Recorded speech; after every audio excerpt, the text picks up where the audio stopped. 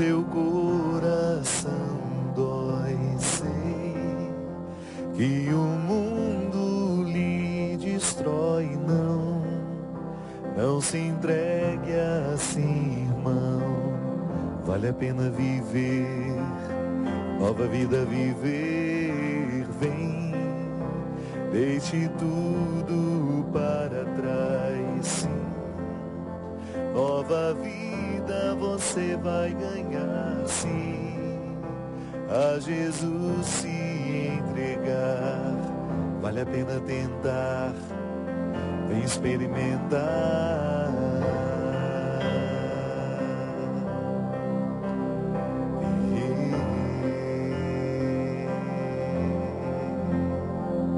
Sei que o seu coração dói, sei que o mundo lhe destrói.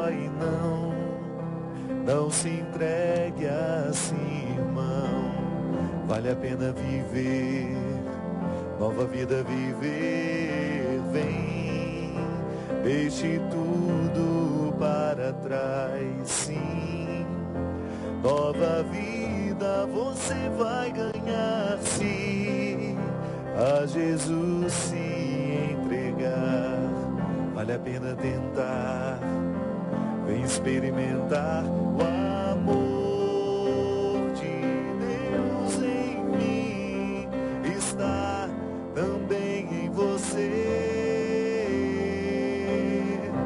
Está vivo em nós, tem um nome, é Jesus. A verdade, o caminho e a luz.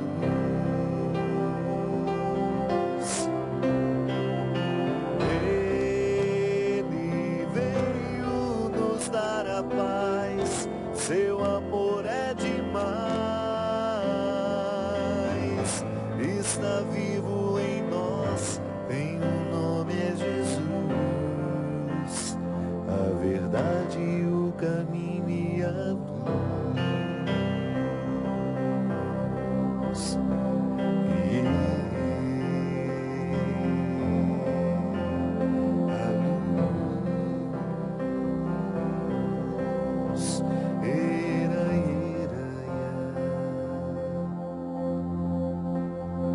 Quanto a nós, temos um sumo sacerdote eminente que atravessou os céus, Jesus, o Filho de Deus. Por isso, permaneçamos firmes na profissão da fé.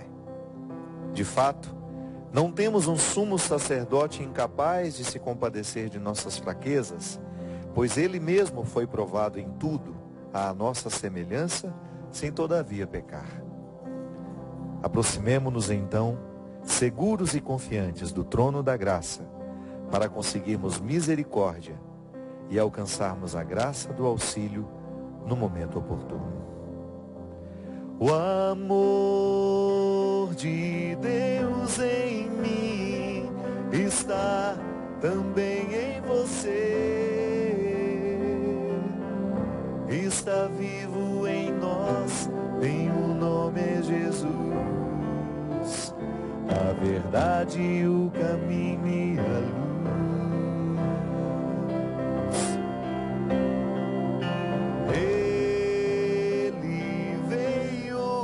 Dar a paz, seu amor é demais.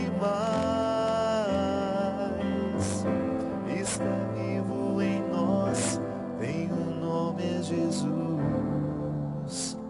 A verdade, o caminho e a luz. Muito boa noite, é com muita alegria que nós começamos mais um programa Direção Espiritual. Obrigado pela oportunidade de estar com você nessa noite, entrar na sua casa e a gente estabelecer esse momento, essa oportunidade de partilhar a nossa vida. Hoje, a gente inicia o nosso programa recordando que o sacerdócio de Cristo nos dá a graça e a confiança de nós aproximarmos dele, oferecendo a ele tudo aquilo que temos de mais precário em nós. O sacerdócio de Cristo não é para a sua vaidade, não, é um serviço, Por isso que tantas vezes a gente fala que sempre que nós nos aproximamos do coração do cristianismo, a gente descobre que tudo aquilo que demanda a autoridade cristã não tem outro objetivo senão nos tornar servidores. É para a gente servir. E o primeiro a servir, o primeiro a dar o exemplo é Ele, o Cristo. O seu sacerdócio é justamente para nos resgatar, para nos salvar. Não é missão específica do sacerdote retirar aquilo que está do lado de fora e colocar dentro do lugar santo? Não é esta a grande missão? Eu, como padre, eu participo diretamente do sacerdócio de Cristo assim. Eu tenho a oportunidade de recolher as realidades que estão fora, que estão do outro lado, né? A gente pode até usar aquela expressão bonita de Jesus em muitos momentos, ainda que ele não falasse disso, mas a sua missão se resumia em trazer para dentro de Jerusalém aqueles que foram expulsos pelo processo religioso, pelo preconceito, pela injustiça. Era isso que Jesus fazia. Ele colocava para dentro dos muros de Jerusalém aqueles que estavam julgados fora. E ainda que não fosse dentro da cidade concreta, ainda que isso fosse apenas uma metáfora, é muito significativa. Essa Jerusalém eterna, que Jesus não admitia que ninguém pudesse ficar de fora. Por isso ele desafiou as autoridades religiosas do seu tempo, que insistia tanto em classificar as pessoas.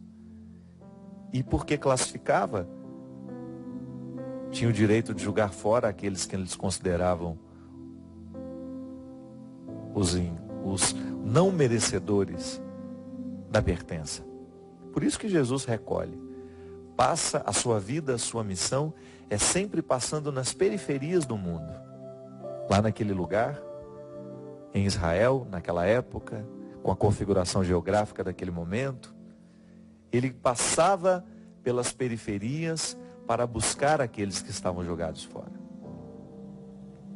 Tão interessante a gente identificar essa inclusão moral que Jesus fazia, essa inclusão afetiva, essa inclusão política, essa inclusão religiosa.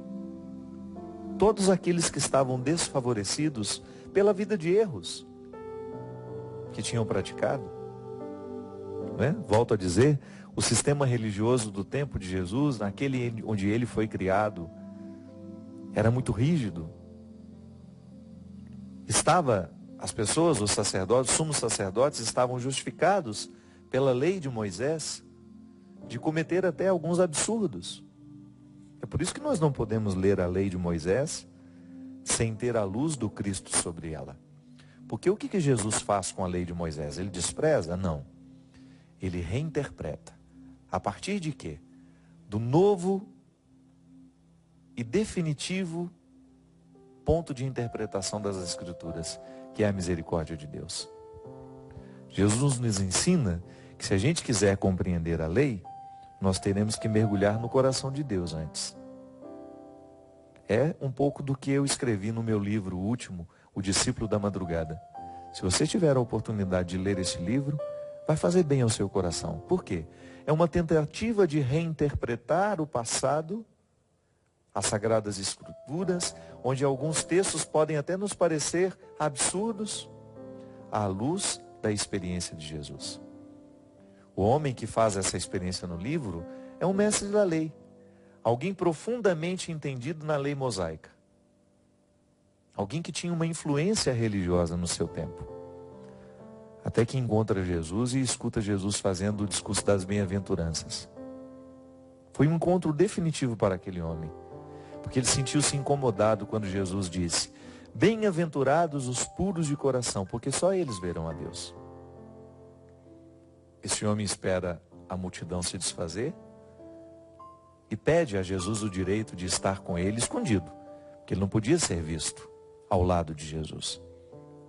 Volto a dizer, esse personagem do livro era um homem importante dentro do contexto religioso daquela época. E Jesus desafiava essas estruturas religiosas. Afrontando como? De maneira amorosa, incluindo os que estavam julgados fora. Os que estavam renegados, desprezados pelo sistema religioso. Então esse rapaz começa a encontrar-se com Jesus sempre na madrugada, porque ele não queria ser visto.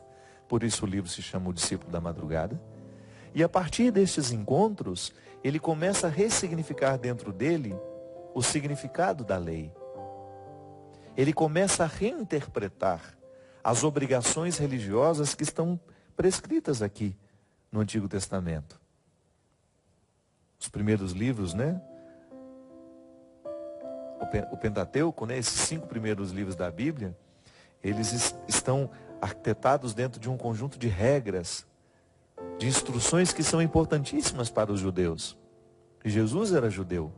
Aquele homem, o discípulo da madrugada, era um judeu. Mas que em muitos momentos da sua vida, percebeu que era cruel em nome de Deus.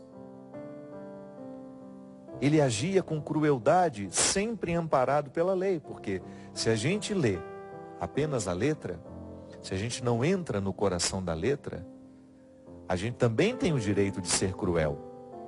A Sagrada Escritura justifica muitas crueldades. Basta você lê-la fora do conceito, fora do amor que Jesus nos ensina. Essa Sagrada Escritura aqui pode nos autorizar a matar os nossos irmãos, pode nos autorizar o preconceito, pode nos autorizar desprezar o outro porque pecou. Mas eu lhe pergunto, isso tem coerência com aquilo que Jesus nos ensina?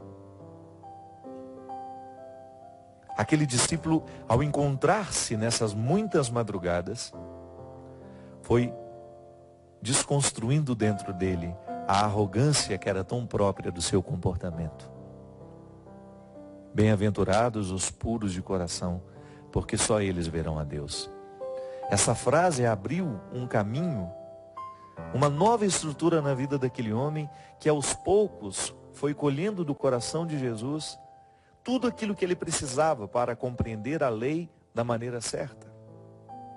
Então esse discípulo da madrugada fez uma bonita experiência de perceber que a lei é um recado amoroso de Deus a nós, nos motivando a amar aqueles que encontrarmos pela vida. Que nós não temos o direito, porque o outro pecou, a gente o despreza, porque o outro pecou, a gente se sente melhor que ele. Não, é o contrário. Quando a gente olha a fraqueza do nosso irmão, a gente de alguma maneira está vendo a nossa também.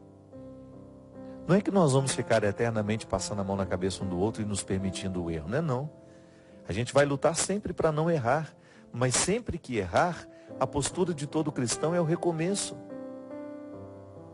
Não há outro caminho para nós. Jesus não nos ensinou a mágoa, Jesus não nos ensinou o ressentimento. Ele nos ensinou a justiça.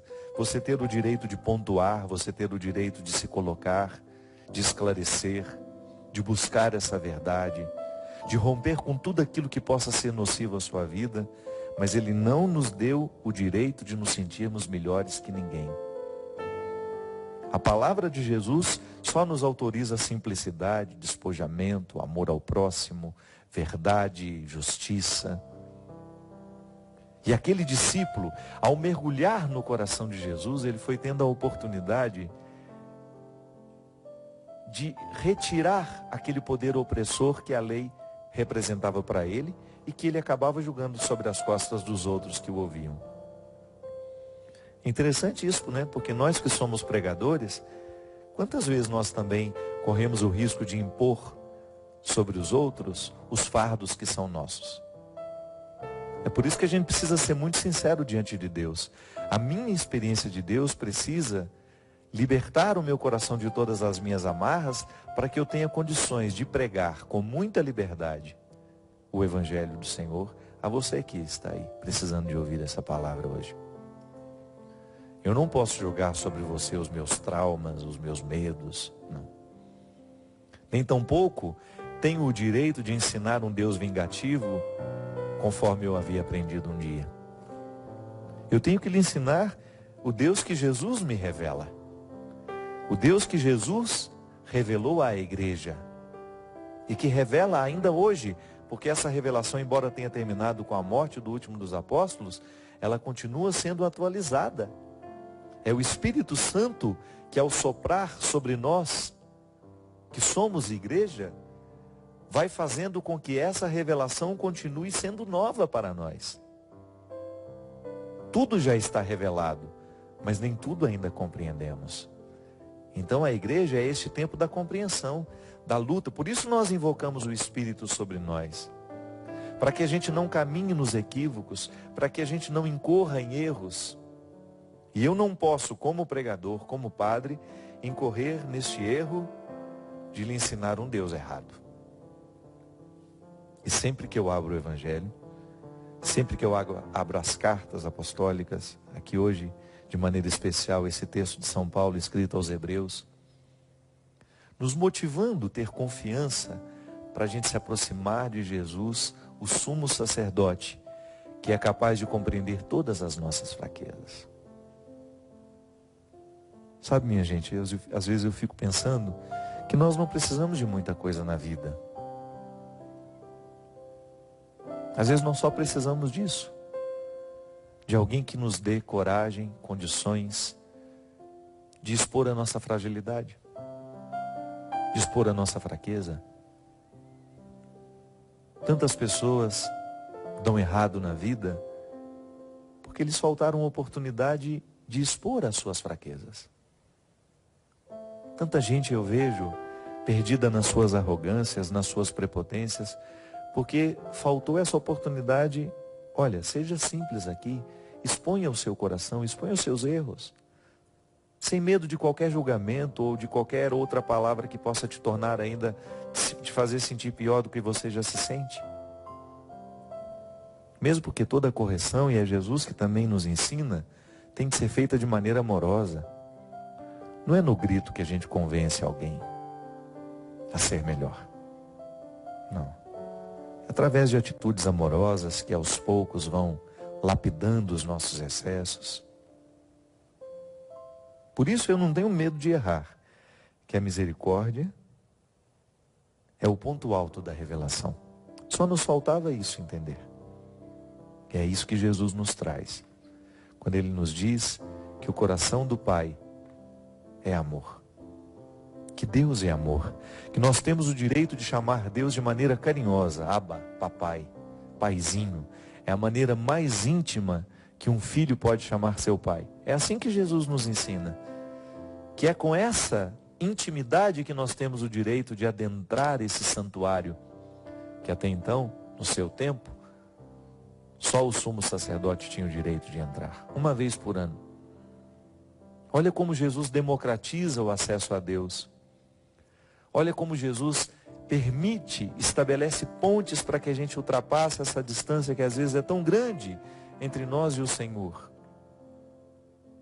Aproximemo-nos então, seguros e confiantes do trono da graça, para conseguirmos misericórdia e alcançarmos a graça do auxílio no momento oportuno. Essa é a palavra para todos nós, que tantas vezes temos medo de nos aproximar de Deus, porque achamos que somos pecadores demais, que Deus não vai ter um pingo de paciência com a gente. É interessante, tantas vezes eu encontro pessoas que se autodesprezam,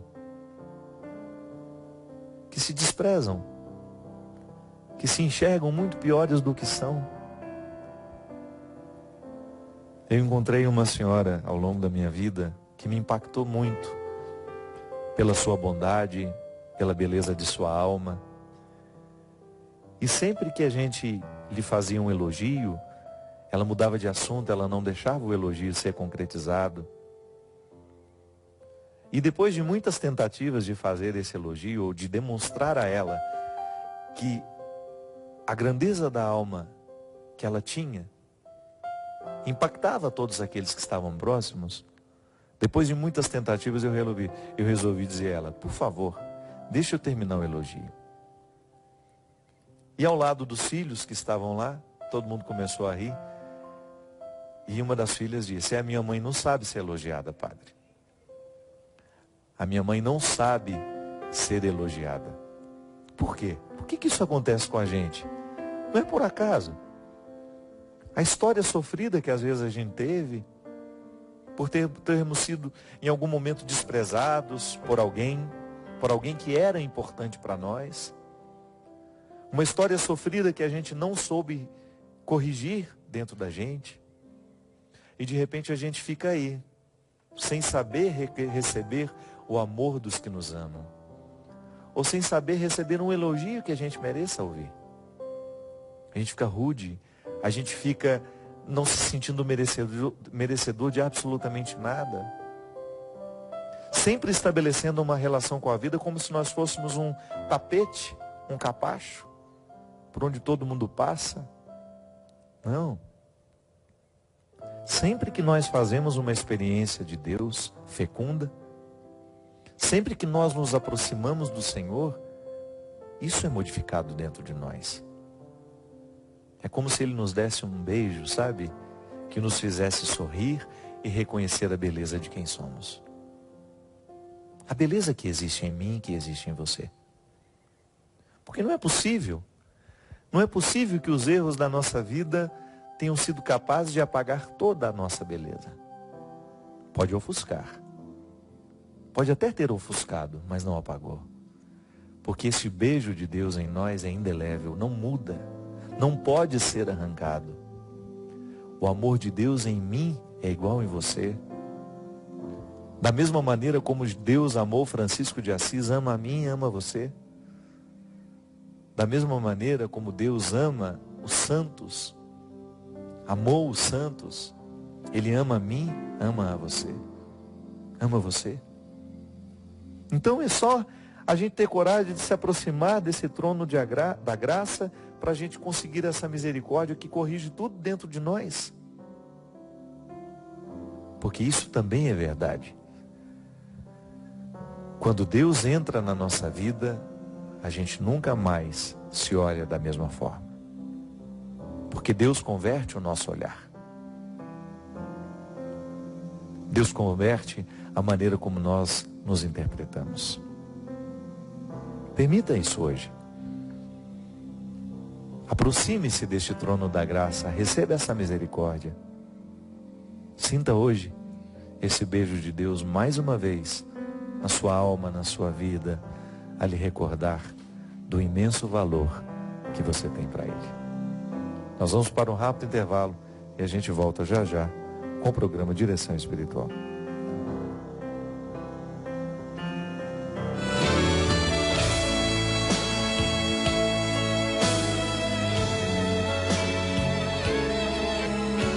Eu vi que tem alguns e-mails aqui. Esses e-mails que eu estou respondendo são até do ano passado, viu? Porque a gente terminou o ano com um número, graças a Deus, com um número de grande de partilhas. Então eu vou pegar algumas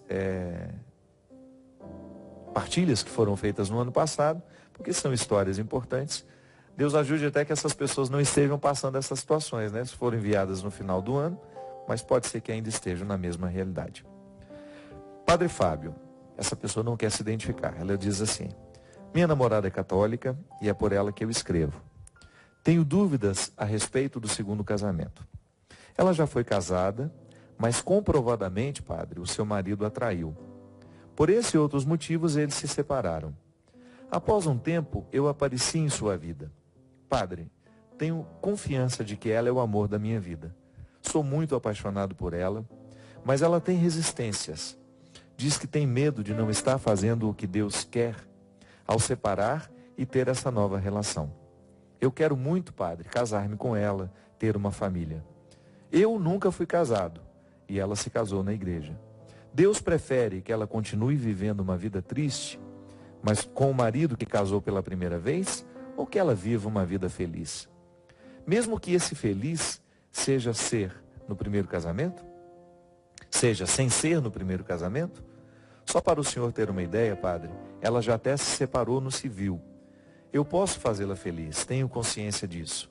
Falta ela entender o que Deus quer para a vida dela. Ela sempre se questiona se está fazendo certo. Mas, padre, o que seria o certo? O que seria o melhor? Tem como ela viver em comunhão com Deus sem comungar a Eucaristia? Só sei dizer, padre, que a amo muito, muito, muito, e sou capaz de esperar por ela. Muito obrigado desde já. Meu filho, você faz algumas perguntas que são impossíveis de serem respondidas, né? Porque eu não estou dentro do coração dela e nem você. A gente não sabe quais são os impedimentos que ela enfrenta. E mesmo que a gente ter dúvida, não é nenhum problema, né? Jesus não respondeu aquela pergunta difícil que Pilatos fez para ele. O que é a verdade? Ele ficou caladinho, né? Ele ficou caladinho. Porque ele já tinha respondido com a vida dele. Ele já tinha respondido com as suas as opções, com as suas escolhas. E a verdade será sempre o território ardiloso que vai requerer de nós muita sabedoria na percepção dos fatos. Você tem razão, sim. É muito triste a gente ver pessoas amarradas em relacionamentos onde não existe amor, só porque houve uma oficialização de um relacionamento ali perante o padre. Mas a igreja é muito sábia ao reconhecer que nem sempre aqueles casamentos que a gente acha que aconteceram de fato. Por isso que ela tem proporcionado aos fiéis cada vez mais a oportunidade de ter pessoas capacitadas do ponto de vista jurídico, eclesiástico, né? Porque nós precisamos fazer uma distinção. Da mesma maneira como a sociedade tem o seu tribunal, a igreja também tem o seu.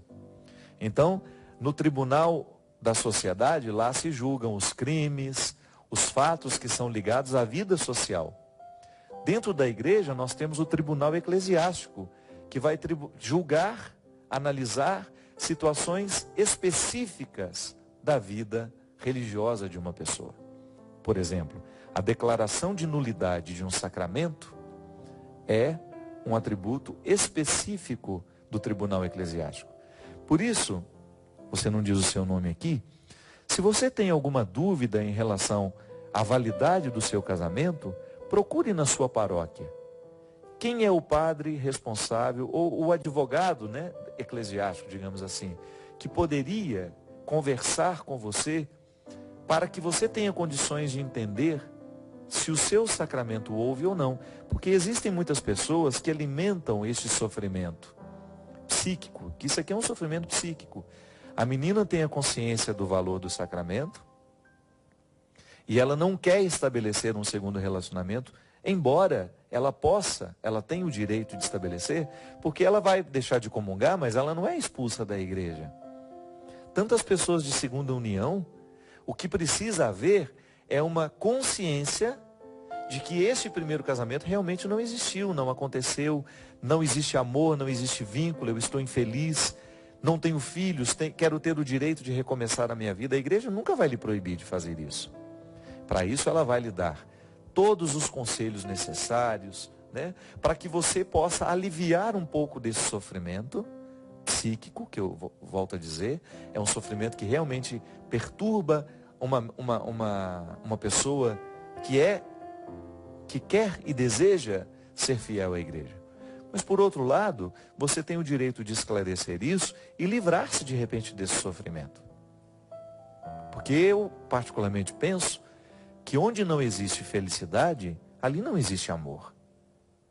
Quando é que você percebe que vale a pena lutar pela relação? Muito embora aqui já até tenha tido um divórcio civil, né? Já se separou na vida civil. Quando é que você deve lutar pelo casamento? Quando você sente que ama. Apesar de todos os erros do outro, você continua amando. E você sabe que esse amor é o valor máximo que você precisa para insistir naquele relacionamento. Agora, minha filha, se você sabe que o outro não te ama e que você também não ama, busque reorientar o seu coração diante de Deus para que você tenha o direito de refazer a sua vida. Busque uma direção espiritual de alguém que possa lhe ouvir de maneira mais próxima. Aqui no programa a gente tem o limite de não poder ouvir o outro lado. Porque às vezes tantas pessoas eu encontrei muito conflituadas, esse conflito se desfaz no momento que a gente conversa. Sobretudo quando a gente descobre que Deus nos ama tanto, que é capaz de compreender o nosso coração e os conflitos que nos visitam, né? Então muitos casais, muitas pessoas que já se separaram e que têm uma dificuldade de estabelecer um novo relacionamento, porque têm essa consciência cristã de que não seria correto, também precisam ser visitadas pela graça de Deus. Porque às vezes Deus vai reconstruir a sua vida ao lado de uma outra pessoa. E quem sabe você vai ter até a graça de ser encaminhada, de ser esclarecida, de você chegar à conclusão de que seu primeiro casamento nem aconteceu. Porque a igreja não pode anular um casamento. Nunca diga isso, tá? Você que já teve a declaração de nulidade do seu casamento. Você nunca pode falar, a igreja anulou o meu casamento. Não. A igreja não pode anular um sacramento. Ela pode declarar que não houve. Porque para um casal se casar, inclusive esse é um erro também, né? Ah, o padre que celebrou o meu casamento é fulano de tal. Não, o padre não celebrou o seu casamento. Quem celebrou o seu casamento foi você e seu marido. Os cônjuges são os celebrantes. O padre é o presidente da celebração. Se você falar que eu celebrei seu casamento, você está falando que casou comigo. E eu não me casei com você. Você se casou com seu marido. Então, quem celebrou foi você e ele. O padre apenas presidiu. Então, quando a igreja analisa, e por diversas razões, que são jurídicas, que é o advogado da cúria que vai lhe orientar, se há algum indício do seu casamento não ter acontecido. Então, padre, mas o que aconteceu lá na igreja aquele dia? Um teatro. Porque o que nos casa não é aquele rito somente. O que nos casa é a consciência que está aberta à união. Porque Deus, minha gente, visita a nossa consciência. Ou você acha que Deus fica parado nos álbuns de fotografia? Não. Deus não para nos estereótipos. Então o padre pode estar lá muito bem intencionado, presidindo uma celebração de um casal que não está se casando. Porque existem no coração daqueles que estão se casando, elementos que deixam o sacramento nulo. Então o casamento não houve. O que houve como se tivesse sido um ensaio dentro da igreja. Um teatro dentro da igreja. Onde a gente participou, você trocou de roupa, foi lá, deu presente. E o casamento não houve. Então todo casamento que a igreja declara que foi nulo, não é que ela está anulando, é que ela está declarando que aquele sacramento nunca existiu. Por quê? Porque o casal não se casou. Pode ser que tenha havido apenas uma aceitação do sacramento de uma das partes. Digamos que você foi a esposa, você se preparou bem para o casamento, você tinha toda a consciência do que você estava celebrando e seu noivo não estava nem aí para aquilo que estava acontecendo. Então, infelizmente, o casamento não acontece de um lado só. É por isso que a gente insiste no curso de noivos, é por isso que a gente insiste na maturidade do namoro, para que quando você decidir que vai se casar, você tenha consciência de tudo o que significa o seu casamento. Então, por exemplo, você se casou com uma pessoa e aos poucos você descobriu que ela tinha um desvio de personalidade que você nunca notou durante o tempo de namoro. Isso a igreja declara que o casamento não houve, porque, usando a linguagem jurídica, houve um erro de pessoa. Acho que é isso mesmo que no processo é colocado. Houve um erro de pessoa. Eu achei, durante todo o tempo do nosso namoro, nós namoramos 2, 3 anos, e o meu marido escondeu esse aspecto da personalidade dele, que prejudica demais o nosso relacionamento como casados. Pronto. É por isso que o namoro é um tempo de aprendizado. É um tempo de conhecimento. Namoro, minha gente, é uma época que tem que ter a oportunidade constante de término. Namoro pode terminar a qualquer hora. Por quê? Porque ali você está numa convivência mais próxima, identificando os aspectos da personalidade do seu marido, do seu futuro marido, para você saber se você quer aquilo para você. O homem, ao namorar uma moça, ele está observando todas as dimensões, se ela quer ter filho, se ela tem paciência com criança, porque isso também é um fator para declarar nulidade. Quando você casa, você descobre que a sua esposa era estéril e ela sabia e nunca lhe disse isso. E você casou querendo ter filho. Você casou enganado. Tá vendo? É um erro. O outro não tem o direito de ocultar. Tudo isso são elementos que fazem com que o namoro seja um tempo frutuoso. Então, ao namorar, você vai percebendo se aquela pessoa com quem você está se relacionando pode ser a sua esposa, pode ser o seu esposo. Por isso que a gente tem que dar tempo, o namoro tem que ser um tempo de conhecimento, para você conhecer a família dela, para você conhecer o jeito dela ser. É claro que sempre vai ter uma preservação de um mistério, mas não pode ser a coluna vertebral daquele temperamento, sabe? Entende? Você vai conhecer detalhes da pessoa depois que casa, na convivência. Mas o estrutural, aquilo que faz a pessoa ser quem ela é, você tem que conhecer durante o tempo do namoro. Não podemos nos casar enganados, senão o casamento não existiu. E não adianta o padre ter dado a bênção.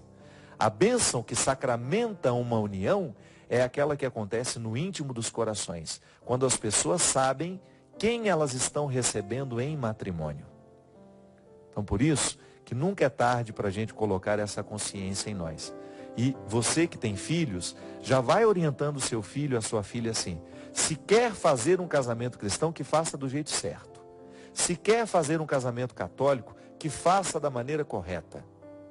É por isso que em muitas dioceses, os bispos não aceitam, e com razão, casamentos fora da igreja, casamento no sítio, casamento ali, casamento ali. Por quê? Porque casamento não é teatro.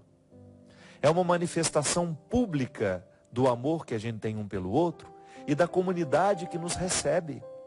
Você já vê a seriedade do casamento no momento em que eles organizam tudo isso. Na própria consciência que a noiva, que o noivo tem. Claro, existem lugares que o bispo permite, não tem nenhum problema. Se o bispo permite, se é possível que essa cerimônia seja feita ao ar livre, na casa de uma pessoa, não é nenhum problema não. Eu não sou contra isso. Eu sou contra quando é aquela situação em que a pessoa não tem a mínima compreensão do significado do matrimônio e ela está só preocupada na festa que ela vai fazer, nos convidados que ela vai receber, no vestido que ela vai vestir, nas flores que enfeitarão. Não. Não é isso casamento. Casamento você pode casar numa capelinha, sem ninguém presente, só você, o padre, sua mãe, seu pai, alguns amigos. E se aquilo for de fato uma união de duas almas, é a cerimônia mais bonita que um casal pode realizar. A cerimônia mais bonita de casamento que você pode realizar é quando as suas almas estão preparadas para essa união. Aí sim o casamento é bonito, o casamento é válido. Padre, sou católica, há muito tempo não vou à igreja. Eu estou escrevendo porque estou muito angustiada. Eu moro com um rapaz há 5 anos, mas esse tempo todo que estamos juntos, nunca senti-me amada por ele. Gosto muito dele, mas temos opiniões diferentes, temos gostos diferentes. Enfim, não sou feliz ao lado dele e me pego na maioria das vezes reclamando, pensando no quanto eu seria feliz estando solteira. Penso muito em me separar, padre, mas ao mesmo tempo vem um sentimento estranho de que não posso deixá-lo. Quando começo a pensar na nossa separação, vejo o quanto ele depende de mim e, na verdade, sinto pena em deixá-lo. Fico com aquele sentimento de que ele não vai saber viver sozinho, mesmo porque nossos parentes moram no norte de Minas e nós moramos no interior de São Paulo. Enfim, quero me separar, mas ao mesmo tempo não quero magoá-lo. Eu não estou feliz, padre. Me ajuda, não sei o que fazer. Minha filha, você não é casada com ele, você só mora com ele. Se você identifica que você está ao lado dele somente por pena, por dó, isso é muito pouco, né? Eu acho que ele merece uma pessoa que o ame de verdade. Infelizmente é assim também, né? As pessoas não chegam nem a fazer um namoro, já estão morando juntas. Apressam tudo. Gente, hoje relacionamento tem ficado cada vez mais difícil porque as pessoas não são pacientes para viverem o processo. Então 2 meses de namoro já estão dormindo um na casa do outro, já estão praticamente tendo uma vida de marido e mulher. Não dá tempo nem de sentir o mal-estar, né? Que nos dá o direito de separar. Volto a dizer, o namoro é o tempo onde você experimenta o bem-estar e o mal-estar de estar ao lado daquela pessoa. Você se casa quando você percebe que o bem-estar é superior ao pequeno mal-estar que às vezes você tem. Mas tem gente que não. Já junta, em 2 meses, 3 meses, já tá tendo uma vida de marido e mulher, e depois vivem esses conflitos aqui. Pensa 2 vezes antes de entrar na mesma casa que uma pessoa. Para você depois não ter esse desconforto maior. Porque quando nós não somos responsáveis com os vínculos que a gente estabelece, quando a gente se ajunta de qualquer maneira, a gente também corre o risco de depois terminar de qualquer maneira, o que pode ser muito desastroso para o outro. A gente precisa zelar muito pelo nosso coração. Interessante como nós temos ficado tão negligentes, né, com os nossos sentimentos, com aquilo que se passa na nossa vida íntima. Não pode não. A gente tem que zelar um pouco mais por nós. A gente falava aqui no início do programa que a gente tem o direito de se aproximar de Deus com todas as nossas mazelas, né? Com todas as nossas misérias. Deus sempre vai nos dar essa experiência do recomeço. Mas vamos tomar cuidado antes de cometer tantos erros. Vamos ficar um pouco mais cuidadosos com a gente. Fique um pouco mais cuidadoso com seus sentimentos, com os vínculos que você estabelece, com as escolhas que você faz. Você continua tendo, depois que deu errado, alguma coisa deu errado na sua vida, você continua tendo o direito de se aproximar-se deste altar, de encontrar esse sumo sacerdote que tudo perdoa, que tudo restaura, que tudo transforma. Deus não tem problema com o pecado. Deus sempre perdoa o nosso pecado toda vez que a gente se arrepende dele. O problema é que às vezes a gente não se perdoa. O problema é que às vezes as consequências dos nossos erros vão marcar a nossa vida durante 5, 6, 7, 8, 10 anos. Às vezes marca uma vida inteira. Imagina, digamos que a gente vai ter 80 anos de vida, com uma perspectiva boa, né? Digamos que a gente passe aí 10, 15 anos amargurando escolhas erradas, porque nos faltou um pouco de cuidado. Essa vida é muito curta, minha gente. Zele pelos seus sentimentos. Olhe-se com responsabilidade. Volto a dizer, Deus não tem problema com o pecado. Deus não tem o problema com os erros que a gente comete. Mas os erros deixam consequências. Por isso, antes de errar, antes de dar um passo em falso, analise se vai valer a pena. Antes de entrar para dentro de casa para morar juntos, analise se vai valer a pena. Não seria mais interessante você viver um namoro conforme manda as regras? A tradição nos ensina tantas coisas boas. Erra menos aquele que obedece essa tradição. Dar os passos do jeito mais convencional, sabe? Faz bem. Faz bem a gente ser um pouco retrógrado. Ter uma mente que nos posicione assim com um pouco mais de cautela. Porque depois que os erros acontecem, depois que o pecado chega à nossa vida, que é justamente isso, esse incômodo, essa sensação de ter vivido a vida do jeito errado, de ter machucado quem a gente ama, naturalmente machucado a Deus, depois que isso acontece, a gente tem que cuidar das consequências. Que Deus nos ajude a clarear cada vez mais o nosso coração, para que a gente erre menos, para que quando a gente tiver que lidar com os nossos erros, que seja sabedoria. Desça com sabedoria. Desça sobre mim e sobre você a bênção e a proteção do céu. Ele que é Pai, Filho e Espírito Santo. Amém. Até a semana que vem, se Deus quiser. O amor de Deus em mim está também em você. Está vivo em nós, tem um nome é Jesus. A verdade, o caminho e a luz.